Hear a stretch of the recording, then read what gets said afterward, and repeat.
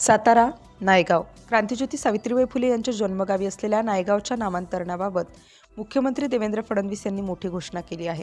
नायगावचे नामांतर सावित्रीबाई फुले यांच्या नावाने करण्यासाठी ग्रामसभेने ठराव मंजूर करून तो सरकारकडे पाठवल्यास राज्य मंत्रिमंडळ विनाविलंब निर्णय घेईल असे स्पष्ट आश्वासन दिले।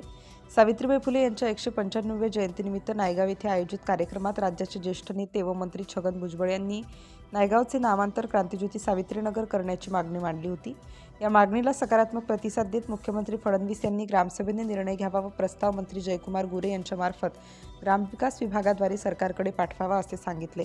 यावेळी बोलताना मुख्यमंत्री फडणवीस यांनी सावित्रीबाई फुले यांच्या स्मारकाच्या कामाचाही आढावा घेतला।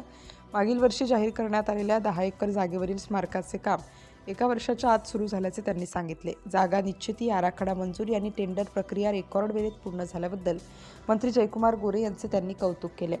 मुख्यमंत्री फडणवीस यांनी महिला सक्षमीकरणावरही भर दिला। राज्यात आतापर्यंत 50 लाखांहून अधिक महिला लखपती दिदी झाल्या असून यावर्षी हा आकडा 1 कोटींपर्यंत नेण्याचे लक्ष्य असल्याचे त्यांनी सांगितले।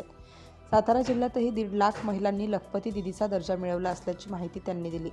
नायगावच्या नामांतरणाबाबत अंतिम निर्णयासाठी सरकार सज्ज असून ग्रामसभेच्या ठरावानंतर तात्काळ कार्यवाही केली जाईल असा विश्वास मुख्यमंत्री देवेंद्र फडणवीस यांनी व्यक्त केला।